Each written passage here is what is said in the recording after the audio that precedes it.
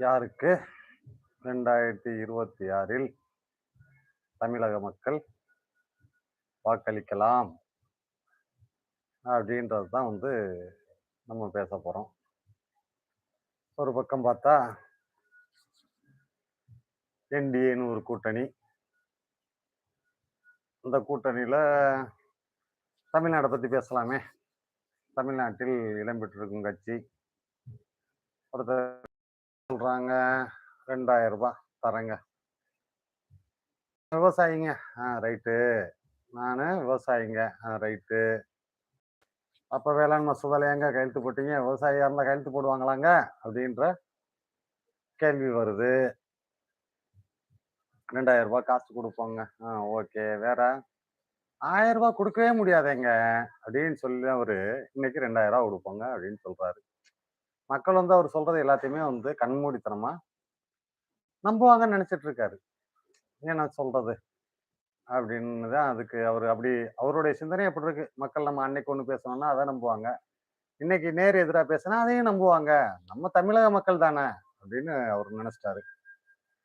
அதுக்கப்புறம் பாத்தீங்கன்னா இன்னொருத்தர் மிக்சி என்கிட்ட இருக்கு, பழம் எனக்கு தான் சொந்தம், நான் தான் ஜூஸ் போட்டு குடிக்க போறேன்னு ஒருத்தர் சொல்லிட்டு இருக்காரு. இன்னொருத்தர் பழம் என்கிட்ட இருக்குங்க, நான் மிக்சியே இல்லாம ஜூஸ் போட்டு குடிச்சிட்டு இருப்பேங்க அப்படின்னு சொல்லிட்டு அவங்க 2 பேர்ல ஒருத்தர் அந்த பக்கம் இருக்கிறாங்க. சரி, ரைட்டு, அது அவங்களுடைய பாடு. இன்னொன்னு பாத்தீங்கன்னா அவர் ரொம்ப ஆகச்சிறந்த பயங்கரமான ஒரு பழுத்த அரசியல்வாதி ஒருத்தர். சைக்கிள் சின்னம், ஒரு பேர் போன கட்சி தமிழ்நாட்டுல. அவர் ஒருத்தர் அந்த பக்கம் இருக்காரு ஒரு பக்கம். இன்னொரு பக்கம் இன்னொருத்தர் அதுல பாத்தீங்கன்னா நாங்க இந்து நாடுங்க, இந்து தாங்க பெரிய ஆளு, இந்து தாங்க இந்து தாங்க இந்து தாங்கன்னு சொல்ற மாதிரி ஒருத்தவங்க அந்த கூட்டணியில இருக்கிறாங்க. நாங்க தாங்க எல்லாமே முடிவெடுப்போம், நாங்க தாங்க யோசிப்போம், நாங்க சொல்றதாங்க நடக்கும் அப்படின்னு சொல்லிட்டு அவங்க ஒருத்தவங்க இருந்துட்டு இருக்காங்க. இன்னொருத்தர் இவரை நான் இவர்கிட்ட இருந்து கட்சியை மீட்காம விடவே மாட்டேன்னு சொல்லிட்டு இருந்தவர். சரி, மீட்கிறதெல்லாம் நான் அப்புறம் பாத்துக்கிறேன், அதெல்லாம் இன்னொரு நாள் பாத்துக்கலாம் அப்படின்னு சொல்லிட்டு இப்போதைக்கு அவரும் அந்த திசையில் இருக்கிறார். ஒரு 2 பேருடைய நிலைப்பாடு இன்னும் தெரியவே இல்லை.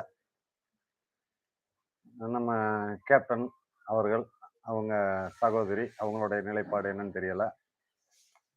இன்னொருத்தவர் பார்த்தீங்கன்னா டாக்டர், அவர் மூத்தவர், வயதில் மூத்தவர், அனுபவத்தில் சிறந்தவர். அவர் இதுவரை எந்த நிலைப்பாடும் எடுக்கவில்லை இன்றளவு வரைக்கும். இன்னொரு பக்கம் பார்க்கலாம். இன்னொரு பக்கம் அண்ணன் மு.க. ஸ்டாலின் தலைமையிலான திராவிட முன்னேற்ற கழகம் இந்தியா கூட்டணி. இவங்க திராவிட முன்னேற்ற கழகம் தலைமையில் காங்கிரஸ், விடுதலை சிறுத்தைகள் கட்சி மற்றும் முஸ்லீம் லீக், இந்த மாதிரி இவங்க எல்லாம் ஒரு அணியில இருக்கிறாங்க. இதுல ஒரு பக்கம் இருக்கிறவங்களுக்கு மக்களை பத்தி கவலையே கிடையாது. தான் நல்லா இருந்தா போதும், தான் நினைச்சது நடந்தா போதும், கிட்டத்தட்ட சர்வாதிகாரத்தை அதுக்கு ஒப்பிடலாம். ஓரளவுக்கு ஒத்து போகணும் வைங்களேன். தான் நல்லா இருந்தா போதும், நம்ம நினைக்கிறது நடந்தா போதும், மக்களாவது வெங்காயம் ஆகுதுன்னு நினைக்கிற மாதிரி ஒரு மக்கள். என்ன வேணாலும் வாய்க்கு வந்ததை அடிச்சுடுவாங்க. இந்த விவேக் ஒரு படத்துல நெல்லூர்னு நினைக்கிறேன், ஆந்திரால கூட 2 பேரு போண்டாமணி, ஒருத்தரும் கேட்பாங்க, இவ்வளவு பேர் உங்களை பார்க்க கூடியிருக்காங்களே, இவங்களுக்கெல்லாம் நீங்க என்ன செய்ய போறீங்க அப்படின்னு விவேக்கை பார்த்து கேட்டோன்னே அவர் அந்த நகைச்சுவையில காமெடியில சொல்லுவார், உங்களுக்கெல்லாம் என்ன செஞ்சேன், ஒன்றும் இல்லை, அதே தான் அவங்களுக்கும். அந்த கதை தான். கிட்டத்தட்ட 15 வருடம் ஆச்சு. அவங்க பேசுறதெல்லாம் நடைமுறை சாத்தி உண்மையா பேசுவாங்க. 15 வருஷம் நாங்க ஒண்ணுமே செய்யல, எங்க மேலாம் அதிருப்தி வரவே வராது. ஆனா 5 வருஷம் ஆட்சி பண்ணவங்க மேல அதிருப்தி வரும். 15 வருஷம் பண்ணவங்க மேல அதிருப்தி வரவே வராதான்.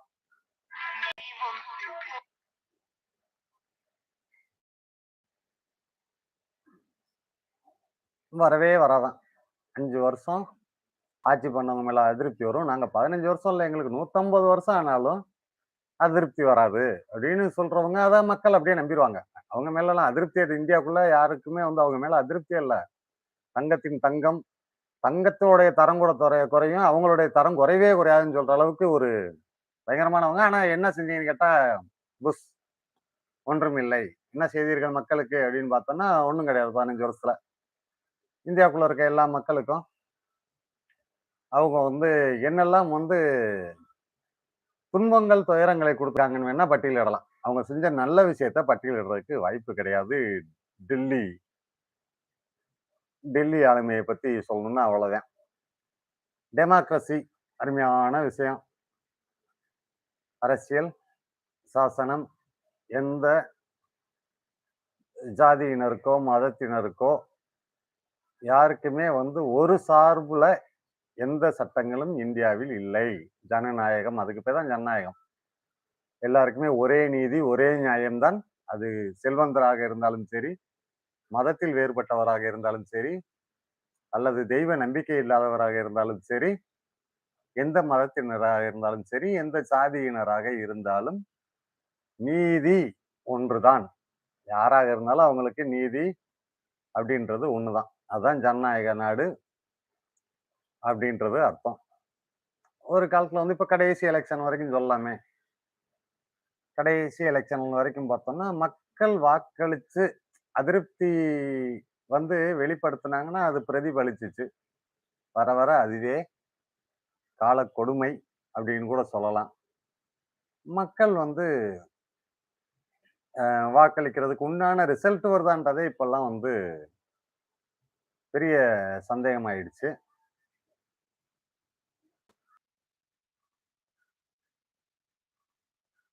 ம். மக்கள் இன்னைக்கு வந்து அந்த கடைசியா வந்து தேர்தல்லாம் பார்த்தோம்னா, ஓரளவுக்கு எலெக்ஷன்ல மக்களுடைய திருப்தியும், அதிருப்தியும் வெளிப்பட்டுச்சு. எல்லாம் சரியா இருந்துச்சு அப்படின்னு மக்கள் எல்லாரும் நம்பிட்டு இருந்தாங்க. கடைசியா ஒரு 2 வருடங்களா அது வந்து எப்பயுமே வந்து ஒரு சின்ன விமர்சனங்கள் இருக்கும். தேர்தல் ஆணையம் மேல வந்து மிஷின் வந்தப்பருந்து, எலக்ட்ரானிக் மிஷின் வந்ததுலருந்து சின்ன விமர்சனங்கள், மக்களுக்கு ஏதோ ஒரு சந்தேகங்கள் எலக்ட்ரானிக் டிவைஸ் வந்ததுலருந்து இருக்கும். ஆனா இப்ப கடந்த 2 ஆண்டுகளா அதிகப்படியா அதிகப்படியா ரொம்ப எக்ஸ்ட்ராஆர்டினரியா மக்களுக்கு வந்து அந்த மிஷின் மேல சந்தேகங்கள் எழத் தொடங்கி விட்டது. இந்த சந்தேகம் எப்ப வந்து நல்ல அனுபவமானவங்களுக்கெல்லாம் ஆரம்பிச்சுன்னா, நாடாளுமன்றத்தில் பிரதமர், எதிர்க்கட்சி தலைவர் பிளஸ் உச்சநீதிமன்றத்தின் தலைமை நீதிபதி 3 பேரு சேர்ந்து தான் தேர்தல் ஆணையரை இந்திய தேர்தலுக்கு டாப்பஸ்ட் போஸ்டிங்ல இருக்கிறவரை செலக்ஷன் பண்ணணும்னு ஒரு சட்டம் இருந்துச்சு. அதை வந்து மாத்தி அமைச்சிட்டாங்க.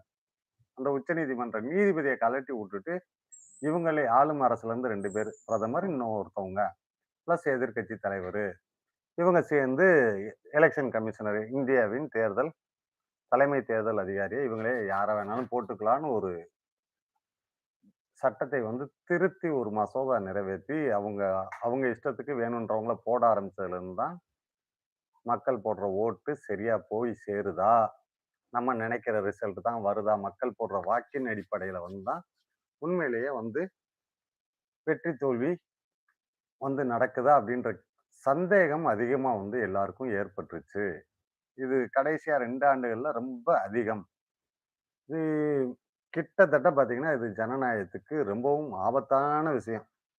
மக்கள் எல்லாருமே நினைக்கிறது எதுவுமே நடக்காது அப்படின்னா, மெயினா வந்து அ நம்ம அதாவது எப்படி சொல்லலாம்? நீ நினைச்ச பொதுமக்கள் நினைக்கிற எதுவுமே வந்து வாழ்க்கையில் எப்பயுமே நடக்காது அப்படின்றத பார்த்து இது போயிட்டு இருக்குது. ஏன்னா ஓட்டு போட்டா தானே நாங்க சரியில்ல அப்படின்றத நீ எதுல வந்து ரியாக்ட் பண்ணுவ? எங்களுக்கு ஓட்டு போட மாட்ட. போடாட்டி அப்படித்தானே நீ நினைப்ப. ஓட்டு போட்டு அடுத்த தடவ உன்னைய போடாம உன்னைய வீட்டுக்கு அனுப்புறேன் பாருன்னு நினைச்சிட்டு இருப்பேல்ல. அதுல நீ போடுற ஓட்டு வந்து ரிசல்ட் கரெக்ட்டா வந்தா தானே நீ நினைக்கிறது நடக்கும். நாங்க அங்கேயே எங்களுடைய வேலைய காட்டுனா என்ன? அப்படின்ற மாரி வந்து சந்தேகங்கள் நெறைய நம்ம வந்து போய் மிஷின செக் பண்ணிட்டு வந்து, அதுக்குள்ள போயிட்டு ஆராய்ச்சி பண்ணிட்டு வந்து சொல்ல வரல. மக்களிடம் எடுக்கும் கருத்து கணிப்புக்கும், தேர்தலுக்கு அப்புறம் ஒரு ரிசல்ட்டுக்கும் சம்மந்தமே இல்லாம ஒண்ணுக்கு ஒண்ணு ஒத்து போக மாட்டேங்குது. ஒரு தடவ ஒத்து போகாட்டி பரவால்ல, 2 தடவ ஒத்து போகாட்டி பரவால்ல. ஒவ்வொரு தடவையும் முரணாவே வருது. மக்களுடைய மனநிலைக்கும் 2 வருஷமா சொல்றேன். மக்களுடைய மனநிலைக்கும் ஒரு தேர்தல் நடந்து முடிஞ்சுச்சுன்னா, அதுல வர ரிசல்ட்டுக்கும் டோட்டலி முரணா இருக்கு. இது ஒரு பக்கம் போயிட்டு இருக்கு. நம்ம தான் சொன்னோம். ஜனநாயகம் நாடு, யாருக்குமே நீதி, எந்த விஷயமே வந்து ஜாதி, மதம், கடவுள் இருக்குன்றவங்க, இல்லன்றவங்க, இவங்களுக்குன்னு ஒரு நீதி இல்லை. இது வந்து மக்களால் தேர்ந்தெடுக்கப்படும் அரசு மத்தியிலா இருந்தாலும், மாநிலத்தா இருந்தாலும், மக்களால் தேர்ந்தெடுக்கப்படும் அரசு தான் ஆட்சி செய்யுது. அப்ப அது வந்து மக்களுக்கு எதிரா எதுவுமே நடந்துறக்கூடாது அப்படின்னு நினைச்சு தான் எல்லாருமே பண்ணிட்டு இருக்காங்க. மக்கள் இந்தியாவுக்குள்ள வாழ்றாங்க. நம்ம தேர்ந்தெடுக்கிறோம், அவங்க ஆட்சி பண்றாங்க. நம்மளுக்கு எந்த கெடுதலும் நடந்துராதுன்னு. கிட்டத்தட்ட பார்த்தீங்கன்னா, இதுல நம்ம உத்தரப்பிரதேசம்னு சொல்லலாம். முஸ்லிம்கள்லாம் புல்டோசர வச்சு மக்கள் எல்லாம் மிரட்டுன மாரிலாம் வீடியோ பார்த்திருப்போம். நம்ம எல்லாமே நேரா போய் பக்கத்துல நின்னெல்லாம் பார்க்கல. காணொளியில பார்த்திருப்போம். நம்ம நெறைய YouTubeலயோ, இல்ல டிவி நியூஸ்லயோ பார்த்திருப்போம். இப்ப லாஸ்ட்டா கிறிஸ்துமஸ் பார்த்தீங்கன்னா, கிறிஸ்துமஸ் டயத்துல கிறிஸ்தவர்கள்லாம் வந்து இந்த கிறிஸ்துமஸ் பொம்மை விக்கிறது, இந்த மாரி விஷயங்கள்லாம் பண்ணக்கூடாதுன்னு வட மாநிலங்கள்ல அவங்கள எவ்வளவோ கொடுமைப்படுத்துனாங்க. அதையும் நம்ம காணொளியா பார்த்திருக்கோம். நேரா நம்ம பார்க்கல. ஒரு பக்கம் தேர்தல் கேள்விக்குறியாவும், சந்தேகமாவும் இருக்கு. தேர்தலே வந்து சந்தேகத்துல அந்த இடத்துல வந்து பெரிய பெரிய தலைவர்கள்லாம், அனுபவசாலிகள்லாம் சொல்றாங்க. சந்தேகம் எழுப்புகிறார்கள். அது ஒரு சைடு சரியா நடக்கிறது இல்ல அப்படின்னு ஒரு சந்தேகம் இருக்குது.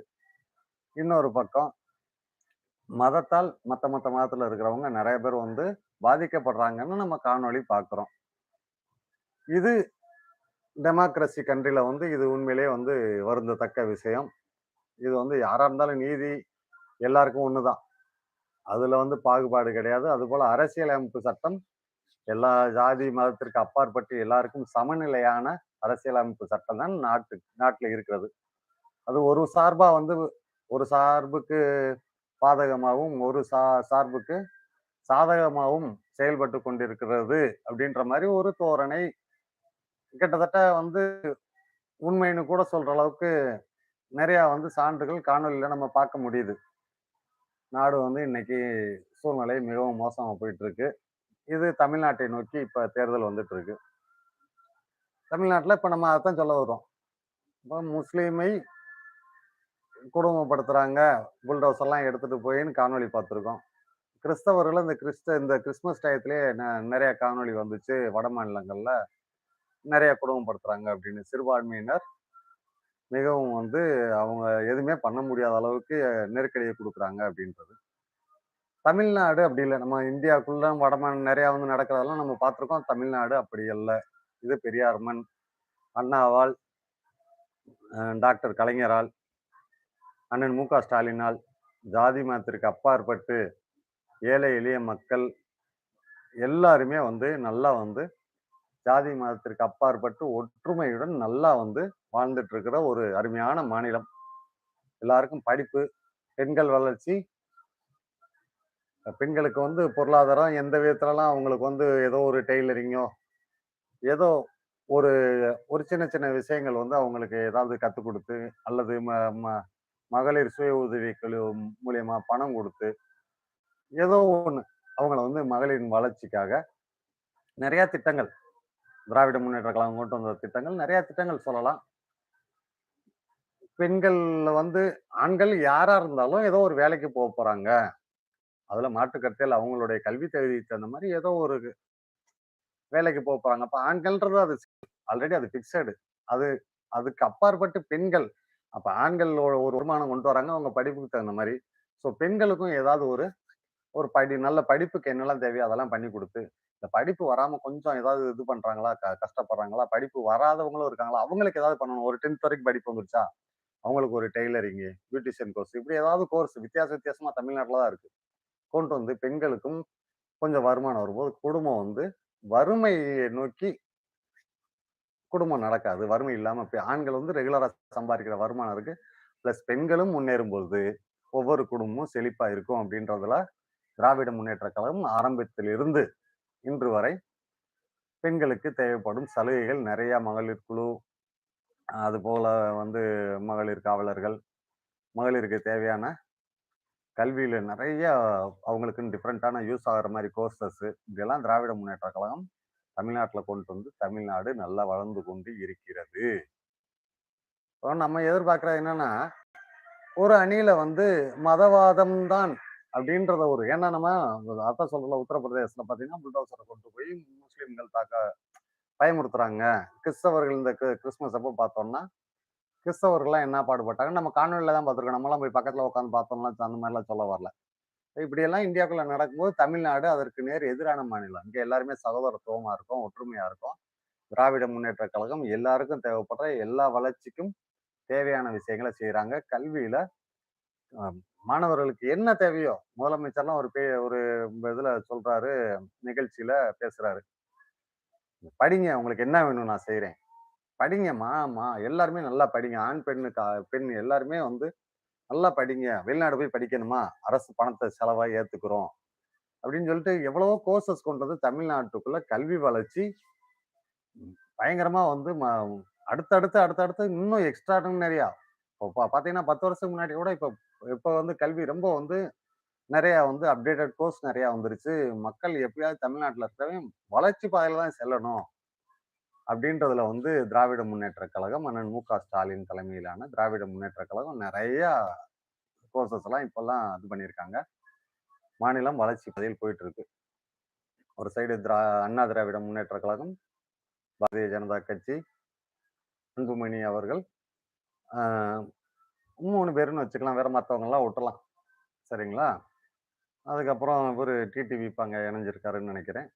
நம்ம எல்லாருக்கும் என்ன சொல்ல வர்றோம்? அதுல மெயினானவங்களுடைய இது என்ன? பாரதிய ஜனதா கட்சியின் அவங்களுடைய அஜெண்டா என்ன? அவங்கள வந்து ஒவ்வொருத்தவங்களுக்கும் ஒவ்வொரு கொள்கை இருக்குங்க. நம்ம பார்க்க வேண்டியது ஒரே ஒரு விஷயம் தான். அப்ப மெயின் கொள்கை என்ன? அப்படின்னு பார்க்கணும். அப்ப இந்த அண்ணா திராவிட முன்னேற்ற கழகம் கடைசியில வந்து 4 1/2 வருஷத்துல வேளாண் மசோதா, நீட் மசோதா, முஸ்லிம்களுக்கு எதிரான என்ஐஏ அந்த இது. அது போல உதய்மின் திட்டம். தமிழக மக்கள் ஒட்டுமொத்தமா ம் ஒண்ணுக்குமே ஆகாம இது ஜிஎஸ்டி இதெல்லாம் பண்ணி, அதாவது நம்மளுடைய பணத்த அவங்க வாங்கிட்டு போயிருவாங்க. போயிட்டு அவங்களுக்கு தேவைப்படுறத எடுத்துட்டு நம்மளுக்குன்னு உண்டானத குடுப்பாங்க. அவங்க எப்ப குடுப்பாங்கன்றது தெரியாது. அவரு கையெழுத்து போட்டா அவருக்கும் தெரியாது. கையெழுத்த போடு, உள்ள என்னய்யா போட்டுறேன்யா அப்படின்னு 4 1/2 வருஷத்துல தமிழ்நாட்டுக்கு எதெல்லாம் வராம இருந்துச்சோ, அத்தனை தமிழனுக்கு எதிரான எல்லாத்தையும் கொண்டு போய் அடகு வச்சுட்டாங்க. இப்ப இவங்க வர்றது எல்லாருமே என்ன கணக்குல வர்றாங்க? ஒரு மதம் தான் ஆஸ்தானம் அப்படின்னு நினைக்கிற ஒரு கட்சி கூட இவங்க வரும்போது, அப்ப நீ நம்மள்ட்ட பொதுமக்களா இருந்தாலும் யாரா இருந்தாலும் யோசிக்கணுங்க. நீங்க வந்து ஒரு மதவாத கட்சியுடன் நீங்க வரும்போது, அப்ப நீ சத்தம் இல்லாம வந்தாலும், எப்படி வந்தாலும், நீங்க வந்து அத ஆதரிச்சிட்டீங்கன்னு அர்த்தம். இந்த தமிழ்நாடு அப்படி மாநிலம் கிடையாது. இங்க எல்லாருமே ஜாதி மதத்திற்கு அப்பாற்பட்டு அத்தனை பேரும் நண்பர்களாகவும், உறவுகளாகவும் எல்லா விதத்திலும் எல்லாரும் ஒற்றுமையா செயல்பட்டுட்டு இருக்கோம். இங்க வந்து மதவாதம் எடுபடாது. இங்க மாநிலம் வளர்ந்து கொண்டிருப்பது பெரியார், அண்ணா, கலைஞர், இன்னைக்கு அண்ணன் மு.க. ஸ்டாலின் தலைமையிலான திராவிட முன்னேற்றக் கழகம். இவங்க தான் வந்து நம்மளுக்கு எத்தனையோ திட்டங்கள் குடுத்துருக்காங்க. திராவிட முன்னேற்றக் கழகம் குடுத்த திட்டங்களால் தான் தமிழ்நாடு வளர்ந்தது என்பதில் மாற்று கருத்து யாருக்கு இருக்காது. தெரியாதவங்க படிச்சுக்குங்க. ஒருத்தர் அவருக்கு ஒரு பிரச்சனைனாலே வாய தொறந்து பேச மாட்டாரு. இந்த படத்துலலாம் சொல்லுவாங்க. காமெடில தான் நெறைய சொல்லியிருப்பாங்க. அ எத்தனையோ காமெடி. ஊம சாமியார் மாரி ஒருத்தரு. அவரு ஊமையா தான் இருப்பாரு பாவத்த. ஒண்ணுமே பேச மாட்டாரு. அவருக்கு ஒண்ணுனாலே எதுவும் பேச மாட்டாரு. அவரு உலக நாடுகள ஒட்டுமொத்தமா திருப்பி போட்டுருவாருன்னு சொல்லிட்டு நெறைய பைத்தியக்கார பயலுக இப்படி பேசிட்டு திரிவாய்ங்க. இதெல்லாம் நம்புற மாரியாங்க இருக்கு? அப்படின்னு சொல்லி நம்ம விமல் சொன்ன கத தான். அவருக்கு ஒண்ணுனாலே வாய தொறந்து பேசுறதில்ல. அவர் வந்து மாநிலத்து மக்களுக்கெல்லாம் நன்மைய பண்ணி என்னத்த பண்ணிருவாரு? ஆன்லைன்ல நெறைய பேர் பாவத்த செல்போன வச்சுட்டு என்னத்தையாவது அடிச்சு விட்டுக்கிட்டே இருக்காய்ங்க. கனவுலக மனிதர்கள் அதிகமா இருக்காங்கன்றத இப்ப காண முடியுது. நிஜம் என்ன? தமிழ்நாடு பெண்களின் முன்னேற்றமும், கல்வி வளர்ச்சியும் தான் மாநிலத்தை வளர்க்கும் என்று அன்றிலிருந்து அண்ணா தொட்டு அன்றைய காலத்திலிருந்து இன்னைக்கு வரைக்கும் தமிழகத்தை வளர்ச்சி பாதையில் கொண்டு போய் சேர்த்துட்டு இருக்கிற ஒரே அரசு வளர்ச்சிக்காகவே யோசிக்கிறது. இந்த ஒருத்தர் சொல்றார் ரூ. 2000 தரேன். ரூ. 1000 தர முடியாதுன்னு சொன்னவரு இன்னைக்கு ரூ. 2000 தருவாராம். வாய்ப்பே இல்ல. முடியவே முடியாது. அது சாத்தியமே இல்லன்னு சொன்னவரு இன்னைக்கு ரூ. 2000 எடுப்பாராம். அது எப்படிப்பா சாத்தியம்? அப்படின்னா ஒரே வார்த்தையில சொல்றாரு அவரு. அவரு மாரிலாம் பதில் சொல்றதுக்கு உலகத்திலேயே ஆள் கிடையாது. அதாவதுங்க, ஆளுமை திறமை கொண்ட ஒரு அரசு இருந்தா, யாரு அவரு சொல்றாரு. அவருடைய ஆளுமை திறமையத்தான் 4½ வருஷம் பார்த்தோமே. தமிழ்நாடு மக்கள் மட்டுமா பார்த்தாங்க? உலக நாட்டுக்குள்ள இருக்க அத்தன தமிழனும் பார்த்தான். அவருடைய ஆளுமை திறன் பார்த்து தானே நீங்க வீட்ல இருங்க ராசா, கொஞ்சம் ரெஸ்ட் எடுங்கன்னு சொல்லி மக்கள், போயிட்டு வாங்க ராசா, உங்களுக்கு கும்பிடு. ஒட்டு மொத்தத்துல 1,00,00,000 கும்பிடு சாமி, நீங்க போயிட்டு வா ராசா அப்படின்னு சொல்லி அனுப்பிவிட்டாங்க. இப்ப 4½ வருஷத்துல இவரு வந்து எதுவும் போயிருப்பார் போல, இந்த சொல்லுவாங்கல்ல பிஹெச்டி பண்றாங்கன்னு சொல்லிட்டு. அந்த மாரி எதுவும் இப்போ வந்து ஆளுமை திறமைய போய் எங்கிட்டாவது நம்மளுக்கு தெரியாம லண்டன், அமெரிக்கா எங்கிட்டாவது போய் ஏதாவது கோர்ஸ் முடிச்சுட்டு வந்திருப்பார் போல பாவத்த. அவருடைய ஆளுமை திறமையில தான் தமிழ்நாட்டுல வேளாண் மசோதா, உதயமின் திட்டம், ஜிஎஸ்டி, நீட்டு, மாநிலத்த ஒட்டுமொத்தமா கொண்டு போய் வித்துட்டு வந்த கதைய எல்லாத்தையும் பண்ணியாச்சு. என்னத்த போய் சொல்லன்னு தெரியல. ரூ. 2000 குடுப்பாராம். ஆண்களுக்கு பஸ்ல இலவசமா குடுப்பாராம். இதெல்லாம் நம்புற மாரியா அங்க இருக்கு? பொய்யி. வாய தொறந்தா பொய்யுங்க. மக்கள் நம்பிருவான்னு வேற நெனைக்கிறாங்க. இதுல பெரிய அதிசயம் என்னன்னா, என்ன பொய் சொன்னாலும் சரி. கொள்கை வேறு, கூட்டணி வேறுன்னுவாய்ங்க. எது? எதுவுமே பேசாம, எதிர்த்து பேசாம இருக்கிறதுக்கு வார்த்தைய கண்டுபிடிச்சிருக்காய்ங்க பாருங்க. கூட்டணியில இருக்கோம். அதனால நாங்க ஒண்ணும் சொல்ல முடியாது. எது? தமிழ்நாட்டுல வந்து இருந்துட்டு, தமிழக மக்கள் வாக்களிச்சு, தமிழக மக்கள்ட்ட தமிழ்நாட்டுல அரசியல் கட்சி நடத்திட்டு, தமிழக மக்களுக்கு எதிரான விஷயம் எல்லாத்துலயும் கையெழுத்த போட்டு, கூட்டணி தர்மமா இதுக்கு பேரு. கேட்கிறவன் கேன பையன், தமிழக மக்கள்லாம் இளிச்சவ பையன்னு நெனச்சுட்டு இருக்காங்க. நான் தமிழன் ஃபுல்லா எல்லாருமே பாவம் அறிவு வளராம பெரியார் வந்து பெரியார் தொட்டு, அண்ணா தொட்டு, கலைஞர் தொட்டு, டாக்டர் கலைஞர் கருணாநிதி தொட்டு, இன்னைக்கு அண்ணன் மு.க. ஸ்டாலின் அவர்கள் வரைக்கும் தமிழக மக்களுக்கு அறிவை ஊட்டியிருக்காங்க. அங்கதான் விஷயமே இருக்கு. ஒவ்வொருத்தவங்களும் விவசாயி கூட, ஒரு கிராமத்து விவசாயிட்ட கூட போய் பேசி பாருங்க தமிழ்நாட்டுல. அப்படி ஊட்டியிருக்காங்க. ஒருத்தர்லாம் பார்த்தேன். வடமாநிலத்துல மக்கள்ல எப்படி டியூன் பண்ணி வச்சிருக்காங்கன்றதுக்கு ஒரு உதாரணம் சொல்றேன். நம்ம அதிகமா டூர் போறது வந்து நம்மளுடைய வேல. அதிகமா நெறைய இடத்துக்கு. இதுல வடநாட்டவர நெறைய சந்திக்கும் வாய்ப்பும் நம்மளுக்கு இருக்கும். எல்லா மாநிலத்தை சார்ந்தவங்களும் வருவாங்க. அவங்கள சந்திக்கிற வாய்ப்பு இருக்கும். ஒரு டீ கடைங்க. ஒரு டீ கடை. நல்ல டீ சாப்பிடணுன்றாங்க. ஒரு டீ கடையில வண்டி நிறுத்துனா, "ஏ முஸ்லிம் வாலா கா துக்கான் ஹேன்றாரு. நை நை தும் செல்லோ" அப்படின்றாங்க. இது ஒரு முஸ்லீமோட கடை. இந்த கடையில நான் டீ சாப்பிட மாட்டேன்னு உருவாக்கி வச்சிருக்காங்கங்க வட மாநிலத்துல. அப்ப இப்படியாப்பட்ட உருவாக்கி வச்ச மக்கள், அவங்களை சார்ந்த கூட்டங்கள் தமிழ்நாட்டுல வாய்ப்பு குடுத்தா, தமிழ்நாடு என்னத்துக்கு ஆகும்? யோசிச்சு பாருங்க. ஒரு டீ சாப்பிட போற நீ, உனக்கு தேவை டீ நல்லா இருக்கா? நல்லா இல்லையா? இப்ப அவன அந்த அளவுக்கு பகைவனா உருவாக்கி வச்சிருக்காங்க வட மாநிலத்துல. நெறைய மாநிலத்து மக்கள நான் பார்த்துட்டேன். ஒருத்தர் இல்ல. நெறைய பேர பார்த்துட்டேங்க. படிப்பு இல்லாம கம்மியான படிப்பறிவு இருக்கிறவங்களும் சரி, நல்லா படிச்சு வரவங்களையும் பார்த்துட்டேன். ஒரே வார்த்தை தான் சொல்றாங்க. இது முஸ்லீமுடைய டீ கடை. போர்ட பார்த்துட்டு இது முஸ்லீம் டீ கடை. நீ நிறுத்தாத. எங்களுக்கு இங்க டீ குடிக்க மாட்டோம்ன்னு சொல்றாங்கங்க. இது என்ன மாரி புத்தி? இப்படி வட மாநிலங்கள்ல நடந்துட்டு இருக்கு. இது என் கண்ணால பார்த்து, அவங்க வாயார சொல்லி நான் கேட்ட விஷயம். இப்படி வந்து கொடூரங்கள்லாம் வட மாநிலங்கள்ல நடந்துட்டு இருக்கு. அவர்கள் அவர்களுடைய கூட்டணி சார்ந்தவங்கள நம்ம யாராக இருந்தாலும், என்ன போர்வ பொத்திட்டு வந்தாலும் சரி, விஜய சொல்லலாம். அவர்லாம் வந்து அவங்களுக்கு கட்டுப்பட்டவர் தான். சும்மா வந்து இல்லன்னுலாம் இவங்க வந்து வெளியில வந்து மக்கள் ஏமாளி ஏமாளின்னா நெறைய பேர் எத்தன நாளைக்கு தான் நெனச்சுட்டு இருப்பீங்களோ தெரியல. கம்ப்யூட்டர் காலத்துல மக்கள் வந்து வாயில சொல்றதெல்லாம் நம்புவான் அப்படின்னு சொல்லி, தமிழக மக்கள் அவ்வளவு கேன பயலவா போயிட்டோம் அப்படின்ற கேள்வி வருது. ஆக ஒரு மதத்தை வந்து அவ்வளவு வந்து மனசுல வடமாநிலங்கள்ல ஃபுல்லா முஸ்லிம், கிறிஸ்தவர்கள் கண்டா ஒரு குலவெறி ஆகுற அளவுக்கு ஒரு மைண்ட் செட்டையே காலங்காலமா உருவாக்கிட்டு வராங்கன்றத நம்மளால புரிஞ்சுக்கிற முடியுது. நீ வட மாநிலத்துல என்னமோ பண்ணிட்டு போப்பா. எனக்கு என் மாநிலம், என்னுடைய மாநிலம் எனக்கு முக்கியம். தமிழன் அப்படி இல்ல. அப்ப ஒருத்தர்லாம் வந்து எல்லாத்துலயும் கையெழுத்த போட்டுட்டு, தமிழக மக்களுக்கு எதிரான அனைத்து மசோதாலயும் கையெழுத்த போட்டுட்டு, கூட்டணி தர்மம்னு சொல்றாங்க. ஏன் கூட்டணி தர்மம் அப்படின்னு சொல்லிட்டு நம்மளுக்கு நல்லா வருது. வேணாம்னு நெனைக்கிறேன். மக்கள் அத்தன பேரு 8,00,00,000 பேருடைய மக்கள் நலன நீ வந்து கூட்டணி தர்மம்னு சொல்லிட்டு 8 பேர் மக்கள வந்து நீ வந்து எல்லாம் வித்த கதையா நலனுக்கு எதிரான எல்லாத்துலயும் கையெழுத்த போட்டுட்டு, ஒத்த வார்த்தையில கண்டுபிடிச்சுட்டு கூட்டணி தர்மம்ன்றீங்க. கூட்டணி வேறு, இது கட்சி வேறு, கூட்டணி இது கொள்கை வேறு, கூட்டணி வேறுன்னு. இதெல்லாம் எப்படி கண்டுபிடிக்கிறாங்கன்னு தெரியல. இந்த சினிமா படத்துலலாம் சொல்லுவாய்ங்க, ரூம் போட்டு யோசிப்பாய்ங்களோ அப்படின்னு. இந்த மாரி ம தமிழக மக்கள நாசம் பண்றதுக்கு ஒரு கூட்டங்கள் நேரடியாவோ, மறைமுகமாவோ எத்தனையோ விதத்தில் எவ்வளவோ வேலைகள் பண்ணிட்டு இருக்காங்க. மக்களே உஷாரா இருங்க.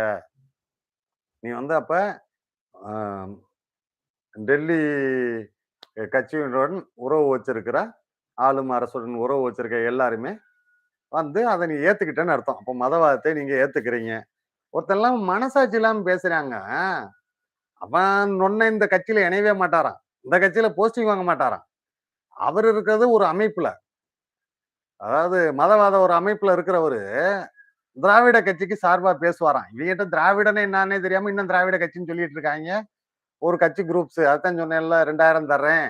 ஆண்களுக்கு பஸ்ல இலவசமா தர்றேன்னு. பெண்களுக்கு குடுத்தாங்கல்ல, நாங்க ஆண்களுக்கு இலவசமா தர்றேன். அப்படின்னு சொல்லிட்டு. ஆமா. ஆணுக்கும் பெண்ணுக்கும் இலவசமா குடுத்து கண்டக்டர் ஃபுல்லா வீட்டுக்கு அனுப்பி, அவன் குடும்பம் ஃபுல்லா பிச்சை எடுக்கணும். ஏற்கனவே நீட்டு, வேளாண் மசோதால விவசாயியும், இது மாணவர்கள், மருத்துவ மாணவர்கள்லாம் வந்து படாத பாடுபட்டு எத்தனையோ பேரு இறந்து போயிட்டாங்க. இப்படி இந்த தூத்துக்குடியில பார்த்தோம்னா, துப்பாக்கி சூட்ல ஏகப்பட்ட பேர் செத்து போயிட்டாங்க. இந்த மாரி கண்டக்டர் குடும்பம் ஃபுல்லா அவ்வளோதான் சோத்துக்கு வழி இல்லாம ரோட்ல பிச்சை எடுத்து, அதுல சாவட்டும்ன்னு சொல்லி நெனச்சுட்டாய்ங்க போல. எப்படி ஸ்கீம் பாருங்க. இவங்க வந்துகிட்டு மக்கள் நலன வந்து காப்பாத்த போறவங்களாம். என்னத்த போய் சொல்லன்னு தெரியல. இவங்க ஃபுல்லா இன்னும் வந்து மக்கள கேன பயலாவும், கிறுக்கு பயலாவும் நெனச்சுட்டு இருக்காங்க. மக்கள் உஷாரா இருங்க. வேற ஒரு அமைப்ப சேர்ந்தவரு நானும் பார்க்கிறேங்க. கிட்டத்தட்ட வருஷ கணக்காங்க. ஒரு லூசு பயலாம், அட மெண்டல் பயலுகளா இந்த ஆள ஆதரிச்சு பேசி சம்பாரிச்சு சாப்பிடணும்னு தோணிருச்சுல. தின்னணும் இந்த ஆள்ட்ட தான் வாங்கி தின்னணும்னு முடிவு எடுத்துட்டீங்கல்ல. சரி ஏதாவது ஒரு பதவிய வாங்கிட்டு பதவிய போட்டாவது பேசுங்கடா. அதெல்லாம் பண்ணவே மாட்டாய்ங்க. நான் இந்த வேல பார்க்கிறேன், நான் அந்த வேல பார்க்கிறேன்னு பின்னாடி போட்டுக்குருவாய்ங்க. அப்ப இத வருஷ கணக்குல பார்த்துட்டு இருக்க மக்கள் வந்து உங்க என்ன நினைப்பாங்கன்னு நினைக்கிறீங்க?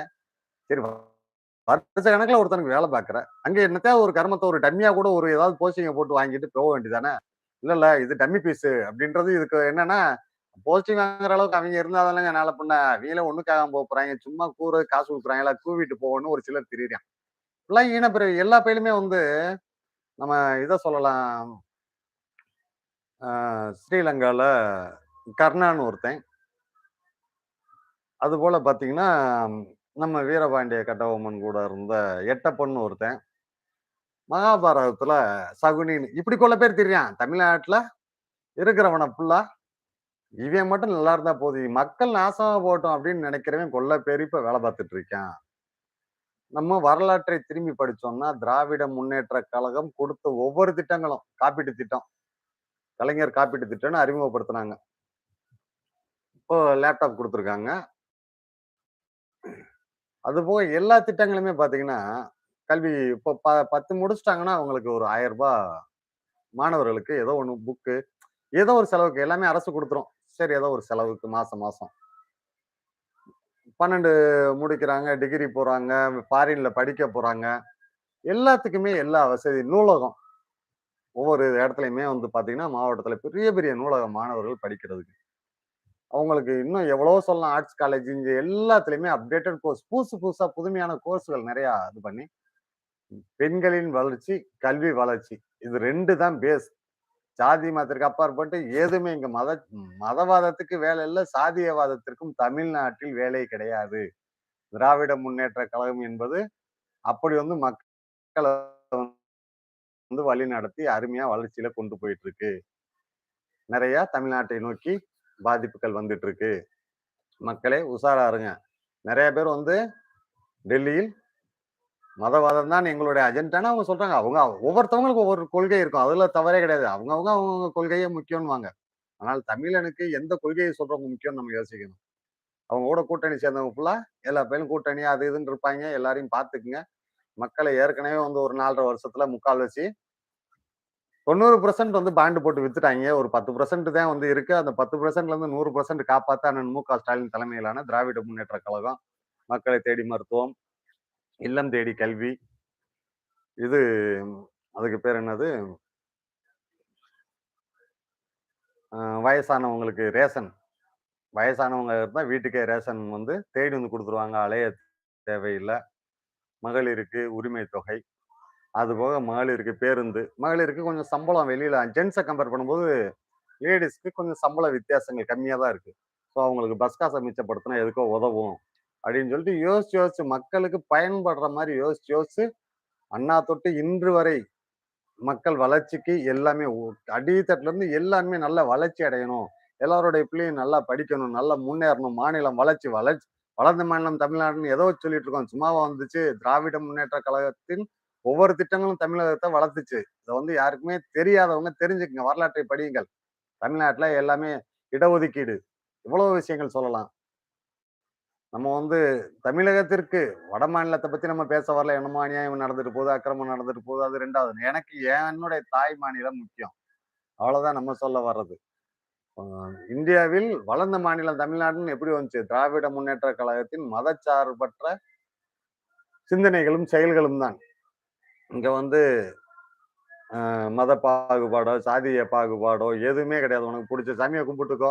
சாமி பிடிக்காதவங்க பிடிக்கலன்ட்டு போயிட்டே இருக்காங்க. இதுல நாங்க வந்து எங்களுக்கு அது இத பண்ணு, இத பண்ணாதன்னு நாங்க சொல்ல மாட்டோம். அவங்க இஷ்டம். உங்களுக்கு புடிச்சா நீ எத வேணாலும் கும்பிடு. உனக்கு புடிக்கலையா? கும்பிடாட்டி போ.